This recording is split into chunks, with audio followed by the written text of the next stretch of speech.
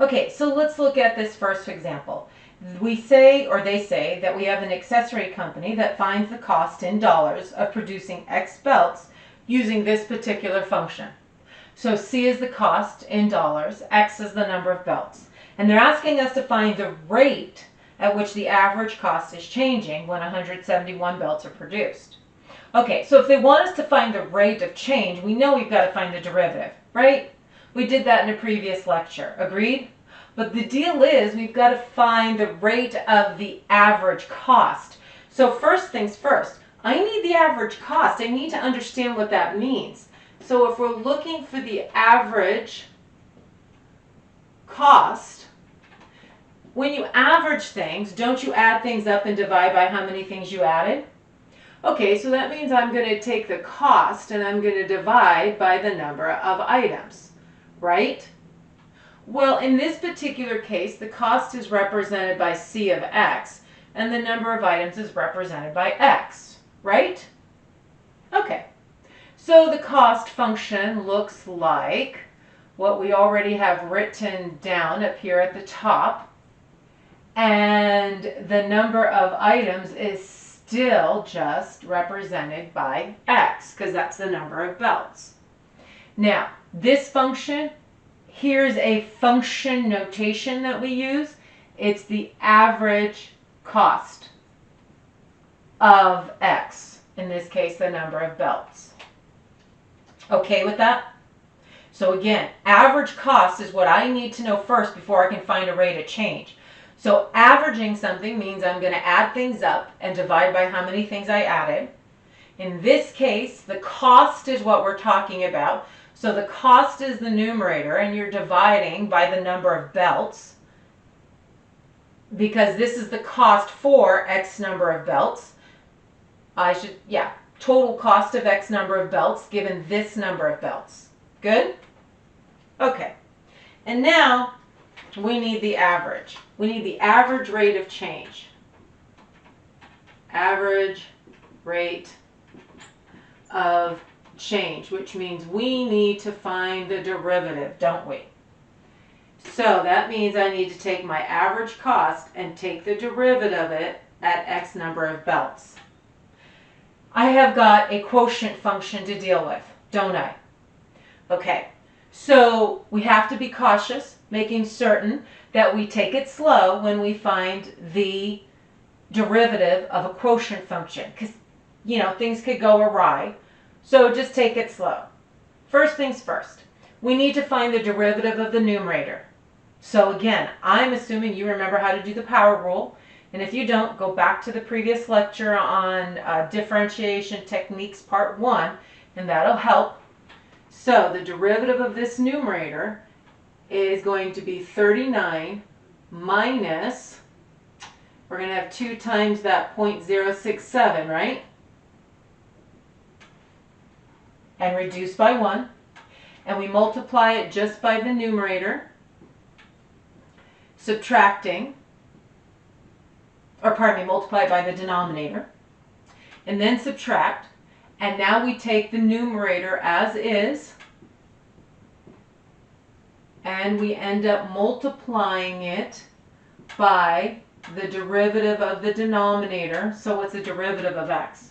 Yeah, just 1, all over that denominator squared.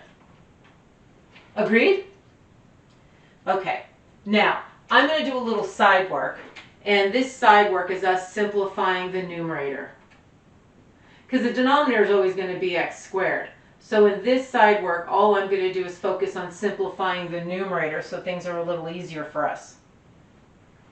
All right, so we're going to get, in that parenthesis, 39 minus, what's 2 times 0.067?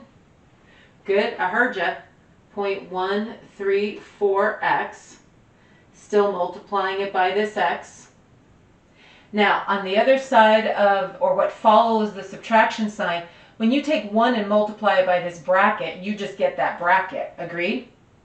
So I still have to distribute this minus sign into the bracket. So I have minus 730 minus the 39x. and then it's plus this decimal x squared. So far so good? Okay, let's simplify this first part. We're going to have 39x minus 0.134 x squared minus this 730 and then the 39x, and we're adding this decimal. And now we're going to do some collecting of like terms. So let's see what we get. Hey, looks like the 39x's drop out. Yay! Okay, so I have these two x squared. So when you combine them, I got negative 0.067x squared. And then we still have this minus 730. This is what I have the numerator simplifying to. Did you agree with that? I hope so. And if you didn't, go back, look at your work again, and then hopefully we'll agree. Okay, so then my average cost change of x, my function looks like, here's the numerator,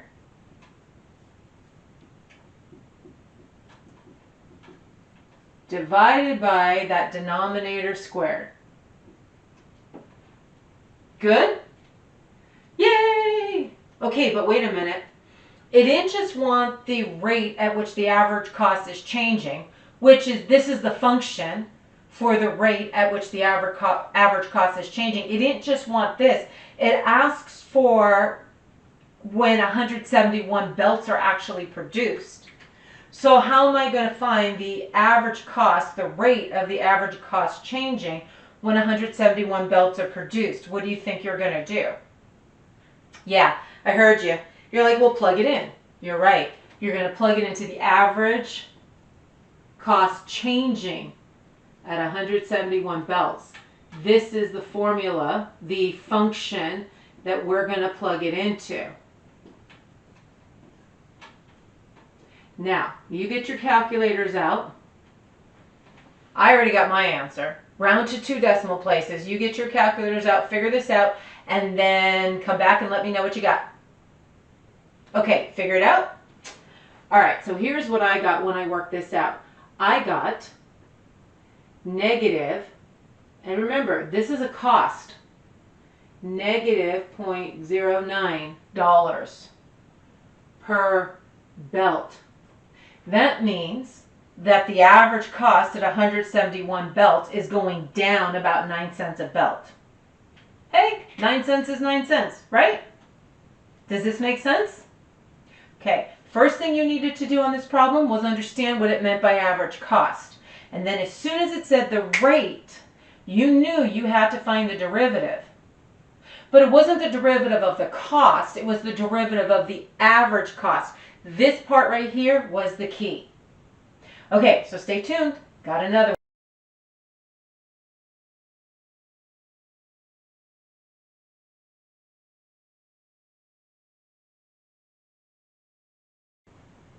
Okay, so let's look at this next example. It says we have an accessory company again, finds that the cost and revenue in dollars of producing X belts is given by. So here's our cost function, C of X, X representing the number of belts. Here's our revenue function, R of X, X still representing the number of belts.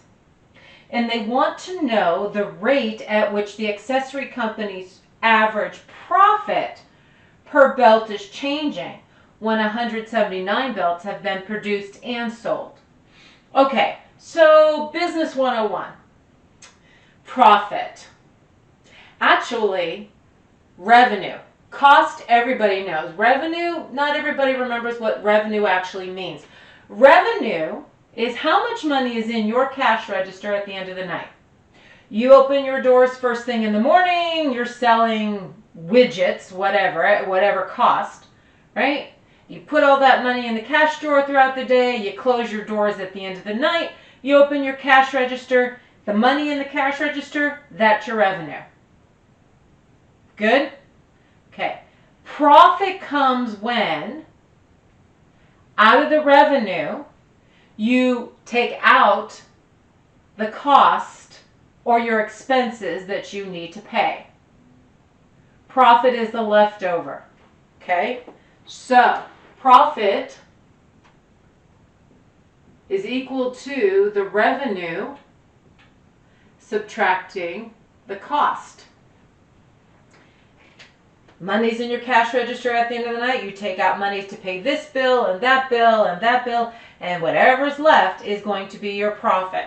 So in this particular case, our profit function is going to be found by taking our revenue function and subtracting the cost function, which in this particular case, the revenue function is 35x to the 9/10.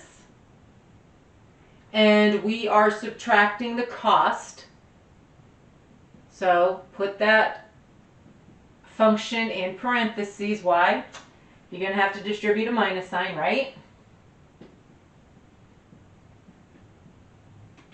And when you do this, your profit function looks like 35x to the 9/10 minus 770 minus 33x, and then plus 0.063x to the second power.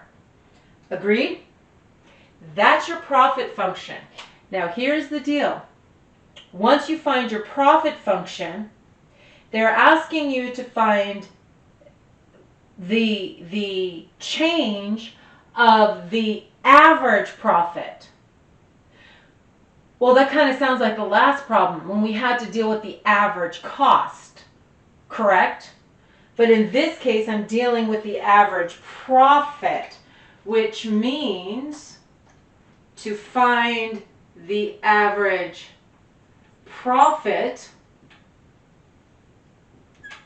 that's going to be the profit divided by the number of items.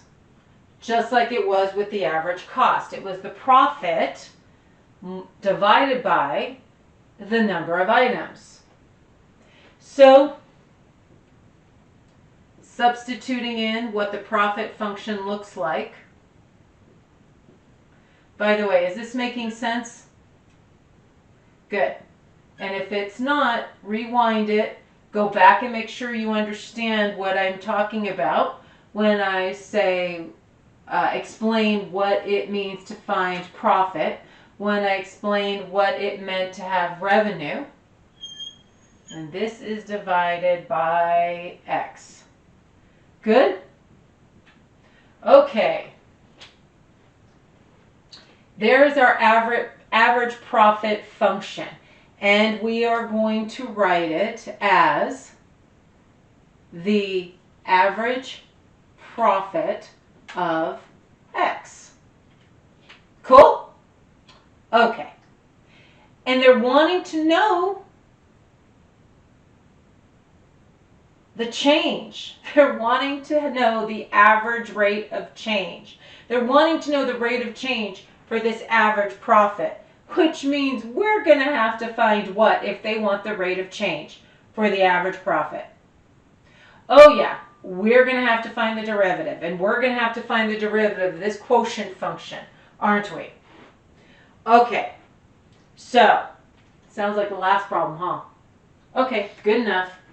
So, to find the rate of change, we have to take the average profit and find its change by finding the derivative. So with the quotient function, remember, take it slow. First things first, I need the derivative of the numerator. So that's going to look like 35 times the 9/10 because I bring the power down, right? X to the negative 1/10 because I subtract by 1. That goes to 0. That's a minus 33. And that one is going to be plus 2 times the 0.063 and reduce the x by 1. And I multiply it by the denominator. And now, following the subtraction sign, we reverse it. The numerator gets left as the numerator.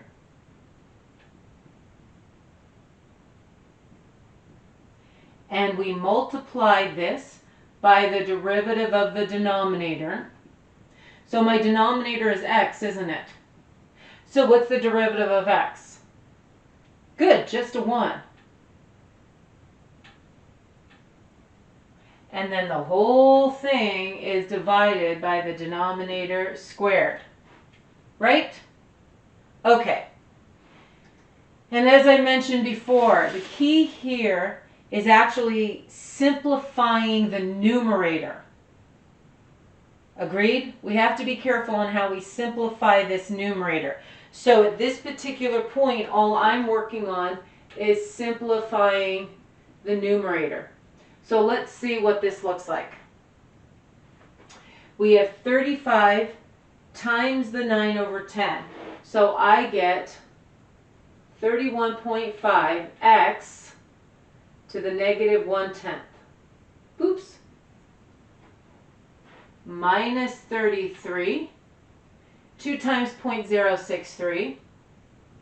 I know, you got those calculators out. I got, what, 126.126? And I'm still going to multiply that by x. Now, 1 times this is just this. But then you have to distribute the minus sign, don't you? Okay, so minus 35x to the 9 over 10 plus the 770 plus the 33x and minus the 0.063 x to the power of 2. Okay, I need a little bit of board space. So what am I going to do? I am going to erase this, how we found the profit. If you, hopefully you wrote that down. If you didn't, go back and rewind it to make certain you know how to find the profit. And when you do that, speed back up or take the video again, watch this part again to make certain you understand how we found the average profit and why we're finding the derivative. Okay, so I'm going to do this work up here. So now I get to take this x and distribute it, right? So I have 31.5x. Now here's the deal, this is x to the first. So negative 1/10 times, or negative 1/10 plus the 1, because when you multiply the x's, you add the exponents. So we're back to 9 over 10 minus 33x plus 0.126 x to the second. And then we have minus 35 x to the 9 over 10 plus the 770 plus the 33x and then minus the 0.063x squared. Cool? The challenging part of this is once you find that derivative, simplifying the numerator on the quotient function, that's what takes the time. That's where you have to just be careful of your algebra. Just take it slow and see what you get. And clearly, yes, you're like, I'm using a lot of paper. Yeah, you're going to use a lot of paper. So be it. They grow trees for paper. Okay, so let's combine like terms. 31.5 x to the 9/10 and then minus 35x to the 9/10. I get negative 3.5x to the 9 over 10. So that takes care of this term and this term. Hey, the minus 33x and the positive 33x cancel. Woohoo! We got stuff to cancel. Positive 0.126 and then the negative 0.063. Looks like that's a positive 0.063x squared. And then plus the 770. Good? Okay. So I don't know about you, but my average profit, the rate of change of it, is going to be negative 3.5 x to the 9/10 plus 0.063 x squared plus the 770 all over x squared. Here is my average, here's my rate of change for the average profit function. Cool? Okay. But they were specific. They didn't just want to know what the rate of change function looked like for the average profit. They wanted to know what it looked like at 179 belts. So what do you think you're going to have to do? Yeah, you're going to have to plug in, aren't you? You're going to have to plug in 179 into this lovely little function. And I'm going to let you do that with all the calculator work, and I'm just going to tell you what I got, and hopefully we agree. I ended up with approximately, and this is in dollars, right? Because this is profit, so it's in dollars. I ended up with $0.075, so it's almost 8 cents per belt. This is the change. So the profit is going up by about 8 cents per belt. Well, hey, 8 cents is 8 cents about, right? 7.5 cents. So not bad, right? It's cool. It's going up, so that's a good thing. When you punch it in, when you put the 179 in here, be very careful when you do your calculator work. Okay, got one more for us.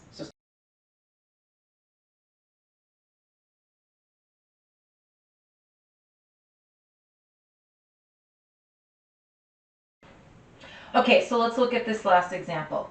It said the temperature T of a person during an illness is given by this particular function, where capital T is the temperature in degrees Fahrenheit, and little t is the time in hours. And they actually give me a graph as well to look at. All right. And then there's 3 parts that they like me to answer. So let's look at the first part. Part A would like to know the rate of change of the temperature with respect to the time. So, the rate of change of the temperature.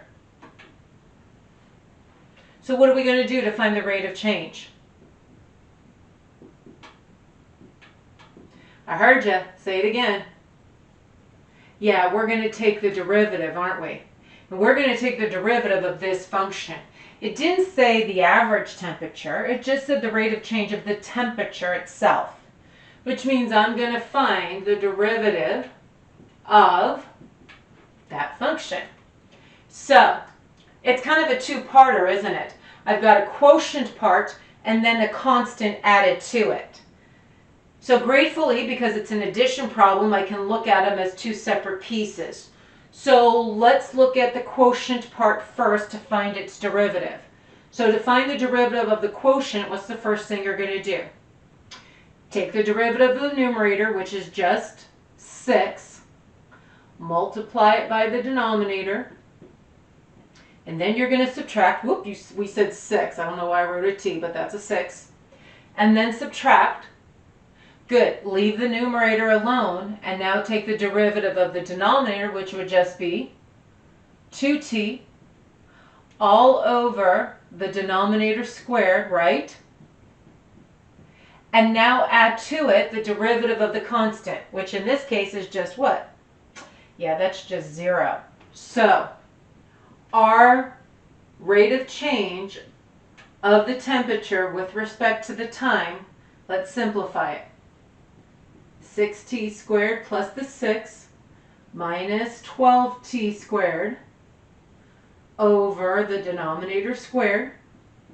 Looks like this simplifies to negative 6t squared plus 6 over that denominator squared. Agreed? Love it. Okay, well this one wasn't so bad to find the derivative of. this quotient function. Not like the last two. The last two we really had to be careful. This one wasn't so bad. Okay, part B. They would like us to actually find the temperature at 1 hour.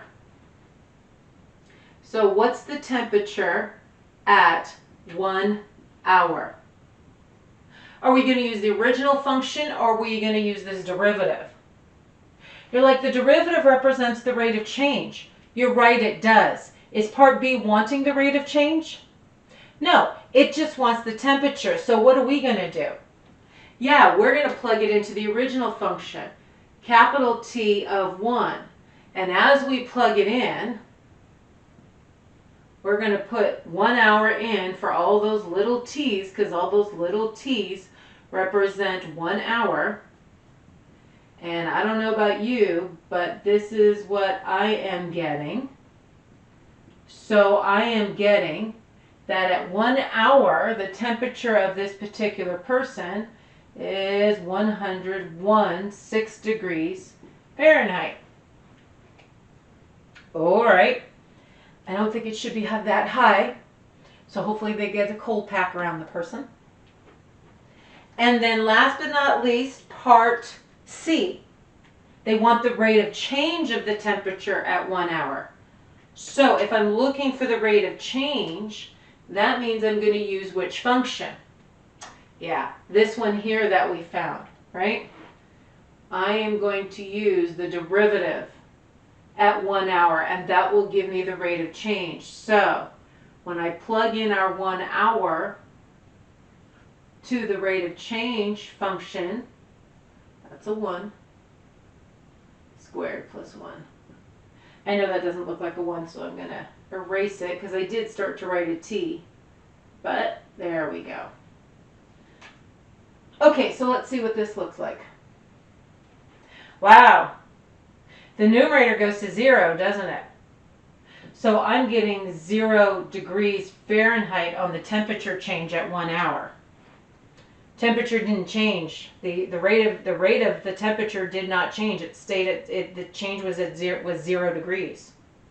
Good? Okay. So if you need to, go back and rewind these applications. Make sure you understand what we did for each one, why we did what we did, and you have fun with this stuff, and I'll catch you on the flip side.